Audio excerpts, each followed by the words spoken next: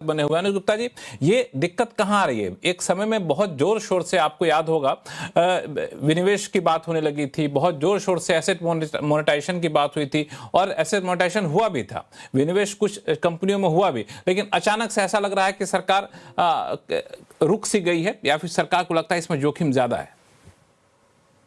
नहीं, जो मैं सुन पा रहा हूँ, राजीव जी ने बड़े स्पष्ट शब्दों में बोला कि ईज ऑफ डूइंग बिजनेस और cost of doing business, ease को बढ़ाना पड़ेगा, कॉस्ट को कम करना पड़ेगा। और इसमें मैं एक सुझाव देता हूं जिसमें 1 रुपए का भी खर्चा नहीं होगा। आप देखते हैं कि कई बार भारत सरकार के सेक्रेटरी या ऑफिशियल्स डरते हैं कि इंडस्ट्री से नहीं मिलेंगे, कहीं नाम आ गया फाइल पे कि इससे मिले थे और इसके लिए कुछ काम कर दिया तो फंस जाएंगे। इनफैक्ट हालत ऐसी हो गई थी कि कैबिनेट सेक्रेटरी ने खुद लेटर लिखा सब सेक्रेटरीज को कि आप इंडस्ट्री से मिलो, समझो उनके बारे में क्या उनके इश्यूज है और उनको रिजॉल्व करो। तो अगर हम बाकी कंट्रीज को देखें, जैसे कोरिया में कैसे काम होता है, तो कोरिया में सरकार हर महीने एक दिन निश्चित करती है जिस दिन वो सिर्फ इंडस्ट्री से मिलते हैं, और उस दिन कोई भी इंडस्ट्री आके सरकार से मिल सकती है और अपनी बात कह सकती है, उसमें कोई लिमिटेशन नहीं। और अपने जो जो सुझाव है वो पहले एडवांस में गवर्नमेंट को देते हैं और गवर्नमेंट उन पे कमेंट करती है, और जो कॉमन चीजें होती है वो डिक्लेयर करती है उस दिन, और समझती है कि लोगों को और क्या चाहिए। और अल्टीमेटली देखिए, सरकार एक मिनिमम गवर्नमेंट के मोटो को लेके आगे बढ़ना पड़ेगा। अगर हम सोचते रहेंगे कि सरकार ही लैंड देगी, सरकार ही क्वालिटी निश्चित करेगी, सरकार ही सारा काम करेगी, तो मेरे को लग रहा है कि हम थोड़े से रिग्रेसिव हो रहे हैं और पीछे जा रहे हैं। हमें क्लियरली ये समझना पड़ेगा कि अगर कानूनी व्यवस्था, हेल्थ, एजुकेशन जो सरकार का कोर काम है वो करे, बाकी काम प्राइवेट सेक्टर पे छोड़ दे, वो अपने आप रास्ते ढूंढ लेंगे कि कैसे टूरिज्म को बढ़ाना है, कैसे एमएसएमई को कैपिटल सस्ते में देनी है, और ये सारे काम इंडस्ट्री खुद कर सकता है, सरकार की जरूरत नहीं है। हालांकि टूरिज्म वगैरह बढ़ाने को लेकर के थोड़ा सा यह है कि यहाँ पे सरकार को बेसिक चीजें करनी पड़ेगी। अब छोटा सा एग्जांपल है आपका अयोध्या को लेकर के, जिस तरीके से वहाँ पे डेवलपमेंट किया गया, उसके बाद आम दिनों में वहाँ पे होटल रूम मिलने मुश्किल हो जाते हैं। ऐसे कई सारे स्पॉट हैं जिसको हम लोग डेवलप कर सकते हैं, और यहाँ पे ट्रम्प टैरिफ जैसी चीजों का चक्कर ही नहीं पड़ेगा। यहाँ तो एक्सपोर्ट करना ही नहीं, ना तो कच्चा माल लाना है। तो ये तो हमें सबसे सेफ सेक्टर लगता है टूरिज्म सेक्टर, जिसका मैं भी बड़ा हिमायती हूँ कि इस पर अगर फोकस कर लिया जाए तो इसमें जो लोगों को रोजगार मिलता है, उन लोगों को रोजगार मिलता है जिसके लिए हमारे यहाँ के लोग, सबसे ज्यादा रोजगार चाहने वाले लोग, उतना तो स्किल्ड है कि टूरिज्म को बढ़ावा दे सकते हैं। तो एक जरूरी माहौल बन जाता है। तो टूरिज्म मुझे लगता है कि बहुत ज्यादा पोटेंशियल लगता है विदेशी मुद्रा के लिए, रोजगार के लिए। लेकिन जो एक बात राजीव सर ने कहा वो था आपको डेट कम करने के लिए, और रास्ता उन्होंने बताया एसेट मोनेटाइजेशन और डिसइन्वेस्टमेंट। साकेत मिश्रा साहब, इस पे सरकार क्यों रुक गई? आपको क्या लगता है?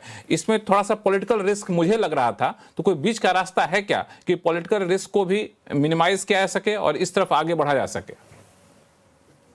लक्ष्मण जी, पहले तो मैं अनुज जी को मतलब उनसे, मैं अगर मेरे पास 4 अंगूठे होते तो मैं 4 थम्स अप करता, पर जो उन्होंने कहा है कि मिनिमम गवर्नेंस होनी चाहिए, होता क्या है दिन प्रतिदिन, शुरुआत में तो मिनिमम गवर्नेंस होती है, पर उसके बाद वापस मतलब शायद ब्यूरोक्रेट्स को पसंद नहीं आएगा, पर वो वापस अपनी अपनी पूरी राजघराने को वापस स्थापित कर देते हैं। दूसरा, एसेट मोनेटाइजेशन जो राजीव कुमार सर ने कहा, लगता है एक चीज साकेत जी, मैं एक चीज जोड़ दूं कि इसमें मुझे लगता है कि जब प्रधानमंत्री मोदी ने कहा कि ब्रिटिश जमाने की कई विरासत को छोड़ना चाहिए हमें, तो एक ब्यूरोक्रेसी के जो मौजूदा स्वरूप है वो एक बड़ा प्रायोरिटी में होना चाहिए, क्योंकि उसी स्वरूप पे आ रहे हैं तो लोग छोड़ना नहीं चाहते हैं अपने अधिकार क्षेत्र को। ये एक बड़ा इशू है। तो डिसइन्वेस्टमेंट, एसेट मोनेटाइजेशन केवल डिसइन्वेस्टमेंट नहीं है। जो सर कह रहे थे अभी, आपके पास हाईवेज अपॉन हाईवेज पड़े हुए हैं, आपके पास अन्य इंफ्रास्ट्रक्चर फैसिलिटीज पड़ी हुई हैं। अगर हम लोग वही पैसा मोनेटाइज करके उसको फिर से निवेश करें और इंफ्रास्ट्रक्चर इंप्रूव करने में, तो उससे ना डेफिसिट बढ़ेगा और हमारा इंटरेस्ट बर्डन भी कम होगा। तो इनोवेटिव तरीकों की जरूरत है कि किस तरह से हम करें। मान लीजिए हमें बेचना नहीं है, एक हाईवे लेट्स से नोएडा से जाके आगरा तक का है, उस हाईवे में सरकार के 100 रुपए लगे हैं। मैं कहता हूं कि यहां से आगरा तक के लोगों को अगर निवेश के लिए दिया जाए कि इस हाईवे की प्रोसीड्स पे बॉन्ड एक इशू होगा जिसको आप लोग खरीदें और उसको 7% पे मिलेगा, स्ट्रेट अवे आदमी खरीद लेगा, क्योंकि कहेगा मेरे घर के बगल में सड़क है, उसमें मैं बॉन्ड देने को तैयार हूं, क्योंकि मैं देखता हूं सड़क पे गाड़ियां चल रही हैं। और उसका वो ये भी देखेगा कि नेता लोग जो कि फ्री में निकलते हैं उनको नहीं निकलने दिया जाएगा टोल से। तो तरीके बहुत हैं, लोकल लिक्विडिटी को इस्तेमाल किया जा सकता है इन सब चीजों के लिए। और कि जो ये जो सिर्फ डॉक्टर हाईवे को क्यों, हाँ सही है। हाईवे ही क्यों, मेरा कहना हाईवे ही क्यों, हम जैसे मिसाल के तौर पर हमारे आपके घर में कुछ ऐसी चीजें पड़ी हैं जिसका हम इस्तेमाल नहीं कर पा रहे हैं, वो दिनों दिन खराब होता जा रहा है, उसको बेच करके हमें कुछ पैसा आ जाएगा तो हम जो अपना होम लोन एजुकेशन लोन लिए उसको चुकाने में मदद मिल जाए, तो दिक्कत क्या है? राजीव कुमार सर, बहुत सारी ऐसी कंपनियां जिसका आपको इस्तेमाल नहीं है, बहुत सारी कंपनियां जिसके पास बतेरे जमीन पड़ी हुई है जिसका कोई इस्तेमाल नहीं होता, रेलवे की बहुत सारी जमीन पड़ी हुई जिसका कोई इस्तेमाल फ्यूचर में नहीं है, तो उसको आइडेंटिफाई करके उसको बेचने में, मोनेटाइज करने में दिक्कत क्या है? नहीं, मुझे तो लगता है कि कोई राजनीतिक सवाल भी इसमें नहीं है, कोई राजनीतिक परेशानी भी नहीं होगी, कोई इसका ऑपोजिशन नहीं होगा, क्योंकि ये सारी वो चीज़ें जिनका इस्तेमाल ही नहीं हो पा रहा है या इस्तेमाल हो रहा है तो बहुत ही इनएफिशिएंटली हो रहा है। तो उसको अगर हम इसको मोनेटाइज करें और उसमें हमारे अपने पूरे देश की पूरी मैक्रो इकॉनमी की सूरत बदल दें, मतलब कॉस्ट ऑफ कैपिटल कम कर दें, जिससे कि हमारा जो सरकार का जो टेक है सेविंग्स पर, हाउस होल्ड और कॉर्पोरेट सेविंग पर, वो अगर कम हो जाए तो इससे अच्छी बात क्या हो सकती है। और जैसा कि और कितने उदाहरण मैं आपको दे सकता हूँ, शहरों के बीच में कैंटोनमेंट की ज़मीनें पड़ी हैं खाली, उसमें कुछ नहीं हो रहा है। अब उसमें जो है वो आप रियल एस्टेट डेवलपमेंट करा सकते हैं, उसमें कौन सी दिक्कत है ऐसी बहुत। यही रेलवे की हालत है, इतनी सारी बिल्डिंग्स हैं। एक सुझाव था जब मैं नीति आयोग में था कि दिल्ली का, नई दिल्ली रेलवे स्टेशन का हम लोग प्राइवेटाइजेशन कर दें और उस पर, जैसे कि बर्लिन में इतना ज़बरदस्त स्टेशन बना है जिसके ऊपर होटल्स हैं, टोक्यो में बना है उसके ऊपर होटल है वगैरह, उस तरह की एक कोई चीज़ बनाए तो कितनी आमदनी हमारी सरकार की हो सकती है, हज़ारों करोड़ में हो सकती है। मगर उस पूरे सुझाव को वापस ले लिया गया और ये कहा गया कि नहीं, उसको पब्लिक सेक्टर की तरह ही डेवलप करेंगे।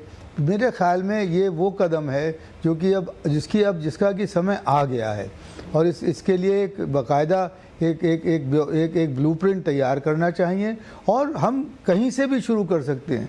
अब HMT की बिल्डिंग्स हैं बेंगलोर में, हल्द्वानी में और कई जगह पर खाली पड़ी हैं, जर्जर हो रही हैं, उनको क्यों हम रखे हुए हैं? तो ये एक काम जो है वो हम करना चाहिए। मगर मुझे लगता है कि इसमें राजनीतिक कोई ऑपोजिशन नहीं होगा, मगर जो है वो ब्यूरोक्रेटिक ऑपोजिशन ज़रूर होगा। तो उसके लिए तो कई रास्ते हैं जो कि हम लोग जिनको निकालना चाहिए और वित्त मंत्री को इसके बारे में अनाउंस करना चाहिए और एक टारगेट बनाना चाहिए। अब मैं इस पे आगे चल के बाकी मुद्दों पे आऊंगा, लेकिन एक सवाल और आपसे पूछ लूं, फिर मैं ब्रेक पे जाना होगा मुझे राजीव सर, कि जब आप थे नीति आयोग में, जब आप इस तरह की सिफारिशों को पुश करते थे तो आपको कहां अड़चन दिखती थी? ब्यूरोक्रेटिक अड़चन दिखती थी कि पॉलिटिकल अड़चन दिखती थी?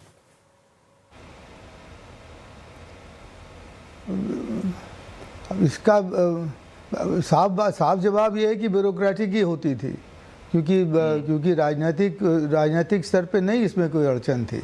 और मगर बात यह है कि ब्यूरोक्रेटिक अड़चन काफ़ी मजबूत होती है और उसमें कई सारी चीज़ें कई सारे तर्क वो बना लेते हैं और दे देते हैं जिसका कि हमें उत्तर देना का अवसर नहीं मिलता है और उसी वजह से ये चीज़ रह जाती है। बिल्कुल, ये हालांकि ये शायद अब जो आप कह रहे हैं, अगर सरकार इस तरीके से आगे बढ़े तो इस बार बजट में डाइवेस्टमेंट को लेके, एसेट मोनेटाइजेशन को लेके अगर कोई नया टारगेट देती है, पिछले साल से ज़्यादा टारगेट बढ़ाती है और कैसे पूरा करेगी इसका कोई रोड मैप देती है, तो शायद एक बड़ी बात बजट की कही जा सकती है, बजट की बड़ी हेडलाइन कही जा सकती है।